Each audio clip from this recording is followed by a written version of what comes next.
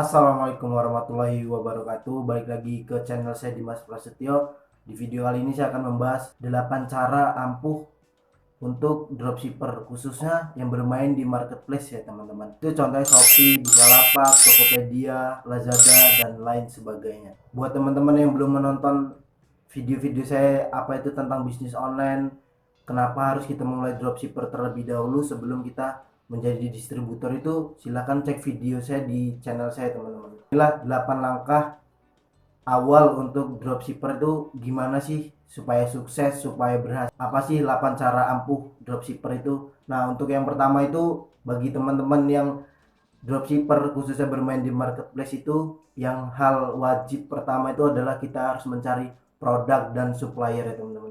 Kenapa sih harus mencari produk dan supplier? Karena nyawanya dropshipper itu adalah supplier. Jadinya kalau bisa kita mencari supplier tuh yang sebagus mungkin, fast responnya bagus, penilaian tokonya bagus, ratingnya bagus dari customer itu. Pokoknya supplier itu penilaiannya bagus semua ya teman-teman. Jadinya tidak menutup kemungkinan kita juga akan kena imbas bagusnya. Begitupun sebaliknya. Kalau kita mencari supplier yang tidak baik atau kurang baik, kita juga bakal kena imbasnya nggak baiknya itu. Jadinya kita harus semaksimal mungkin mencari supplier, mencari produk itu yang bagus, yang baik, penilaiannya bagus semuanya. Jadi nanti kita juga kena imbas bagus saya teman-teman. Buat yang belum tahu gimana sih cara mencari supplier, cara mencari produk yang bagus itu, cara cari supplier yang bagus itu, nanti saya akan buatkan video tutorialnya teman-teman. Untuk cara yang kedua itu adalah buat toko teman-teman itu semenarik mungkin. Buat toko online teman-teman itu semenarik mungkin. Misalnya Shopee, Bukalapak, Lazada, Tokopedia itu buat semenarik mungkin. Kalau bisa kelebihan yang ada di produk kita, kelebihan yang ada di supplier kita, tampilkan aja di toko kita, toko online kita itu ditampilkan aja. Misalnya kelebihannya apa, kalau bisa kelebihannya itu tidak ada di orang lain, tidak ada di toko orang lain. Nah itu lebih bagus teman-teman, lebih jos. Contoh profil toko, dekorasi toko, foto sampul toko itu kalau bisa semenarik mungkin dan bedakan dengan yang lain. Jangan lupa juga kasih keterangan tokonya, deskripsinya. Misalnya toko teman-teman ini jualan apa, misalnya jualan sepatu, nah kasih aja kelengkapan. Toko kami ini menjual sepatu bermerek ini, berbahan ini. Kalau bisa di sedetail mungkin biar si customer ini puas masuk ke toko kita ya teman-teman. Itulah cara yang kedua, itu adalah buat toko kita semenarik dan kalau bisa berbeda dengan toko lain. Selanjutnya yang pertama tadi kan kita mencari produk dan supplier yang bagus. Nah yang kedua itu buat toko semenarik mungkin. Nah yang ketiga ini adalah edit gambar atau foto produk sebelum kita upload di marketplace. Kan itu kita mengambil fotonya dari supplier. Misalnya kita ngambil supplier itu di Tokopedia. Nah kita ambil gambarnya, kalau bisa jangan langsung diupload di marketplace teman-teman ya. Misalnya kita mau berjualan di Shopee, nah jangan langsung diupload di Shopee. Kalau bisa kita edit dulu. Banyak sekarang aplikasi-aplikasinya itu, contohnya Canva, Photoshop, dan lain-lainnya. Untuk teman-teman yang belum paham tentang desain, bisa belajar-belajar tutorialnya di YouTube, banyak kok teman-teman. Gambarnya itu ditambahin, misalnya ditambahin frame, terus ditambahin watermark toko kita biar nggak dicolong dengan yang lain ya teman-teman. Terus selanjutnya itu tambahin COD, toko kita ini bisa COD, terus free ongkir. Karena apa? Karena kurang lebih 20% customer itu check out langsung atau beli langsung itu karena gambar. Jadi ya kalau bisa kita sebelum upload itu kita buat gambar semenarik mungkin. Dan tentunya kalau bisa beda dengan toko lain. Kita riset dulu aja sebelum kita edit, sebelum kita upload, kita riset dulu aja. Oh gambar ini kalau kita kasih ini kira-kira menarik nggak ya? Kira-kira udah ada belum ya? Nah kalau belum ada itu lebih bagus. Harusnya kayak gitu ya teman-teman.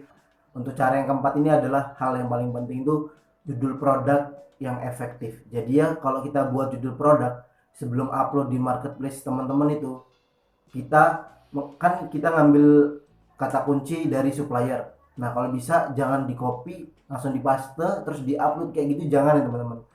Kalau bisa kita buat judul produk itu semaksimal mungkin, di fullin. Misalnya di Shopee itu kan fullnya 100 karakter. Nah kalau di Lazada itu kurang lebih 255 karakter ya teman-teman. Jadinya kita buat semaksimal mungkin. Misalnya kita mau jual sepatu, jangan hanya menambahkan kata kuncinya tuh sepatu Nike, jangan. Kalau bisa kita tambahkan sepatu pria keren terbaru 2021, sepatu pria sneakers, sepatu pria zaman now, sepatu pria Nike terbaru. Jadinya ketika orang mengetikkan sepatu pria keren, sepatu sneaker tadi itu, produk kita muncul ya teman-teman. Jadinya kita membuat kata kunci itu gunanya untuk memperluas pencarian kata kunci. Jadi tidak hanya orang mengetikkan sepatu Nike. Kalau kita buat cuma sepatu Nike, ya orang itu aja yang ngetik sepatu Nike, produk kita muncul. Yang penting buat kata kunci itu relevan. Relevan itu adalah sesuai dengan, misalnya kita jual itu sepatu pria, terus kita tambahin kata kuncinya sepatu wanita. Kalau bisa jangan seperti itu ya teman-teman, karena kan beda kegunaannya, jadinya harus relevan dengan produk yang kita jual. Untuk cara yang kelima itu adalah cara kita menentukan harga. Ketika kita menentukan harga itu, kalau bisa jangan sembarangan ya teman-teman. Misalnya harga sepatu dari supplier itu 85.000, kita ujuk-ujuk tidak kita riset, terus nggak kita hitung, itu ujuk-ujuk kita kasih, ini kita jual 150.000 aja lah. Kalau bisa jangan seperti itu ya teman-teman. Kita misalnya dari supplier itu harga 85, kita cari di marketplace yang mau kita jual itu, sepatu itu kira-kira harganya berapa ya, rata-rata berapa ya. Kalau kita kasih harga segini masih masuk akal atau tidak, harus di riset terlebih dahulu, seperti itu ya teman-teman. Untuk cara yang keenam itu, ini adalah trik penting, yaitu adalah cara kita menggunakan harga coret. Bandingkan aja teman-teman, masuk marketplace, kita ketikkan sepatu Nike, di situ ada harga 150.000 bulat, sama di sini 350.000 dicoret. Customer mikirnya, toko ini lagi diskon, misalnya diskon 50% di pojok kanan atasnya itu kan nanti ada di produk kita kalau kita sudah upload. Nah jadi ya, yang keenam ini adalah cara kita menggunakan harga coret. Sama aja kita memancing customer agar customer itu masuk, dia melihat-lihat toko kita. Kalau toko kita menarik kan dia juga puas. Kan nggak mungkin sih customer masuk toko kita nih, pasti dia mencari tujuan pertama itu ya sepatu. Kalau udah masuk toko kita itu kan banyak sih varian, nah pasti dia nanti mikir, ini ada sendal, ini ada kaos kaki, bagus juga ya, sekalian lah, kan gitu ya teman-teman. Jadi ya kita harus buat semenarik dan beda dengan yang lain. Cara yang ketujuh itu kita harus fast respon. Percuma aja kan kita sudah mencari supplier yang bagus, dekorasi toko kita sudah bagus, foto profilnya bagus, terus gambar foto produknya sudah ada frame, sudah ada watermarknya dan lain-lain, judul produknya sudah ada, terus harganya udah ada, harga coret. Sayang sekali kalau kita tidak fast respon dari customer. Kenapa sih orang belanja online ini? Karena orang ini pengennya prosesnya cepat, semuanya serba cepat. Jadi kalau kita tidak fast respon, otomatis dia bakal pindah toko yang lain ya teman-teman. Jadi ya sayang sekali buat teman-teman yang pemula, apalagi kan saya juga dulu kayak gitu teman-teman, belum ada yang ngechat, belum ada ini, ketika ada yang ngechat satu, senangnya minta ampun teman-teman. Jadinya kita harus fast respon, balesinnya cepet, balesinnya tuh dengan semaksimal mungkin, kita layani dengan baik, kita manjakan lah namanya customer kan, supaya dia beli barang kita ya. Cara ampuh yang ke-8 itu adalah kita beriklan. Sebelum beriklan, saya sarankan buat teman-teman lakukan cara pertama sampai cara ketujuh itu dengan semaksimal mungkin. Kalau bisa semuanya di benar-benar, kalau menurut teman-teman sudah baik, sudah benar cara pertama sampai cara ketujuh itu, baru kita beriklan, iklan berbayar di masing-masing marketplace.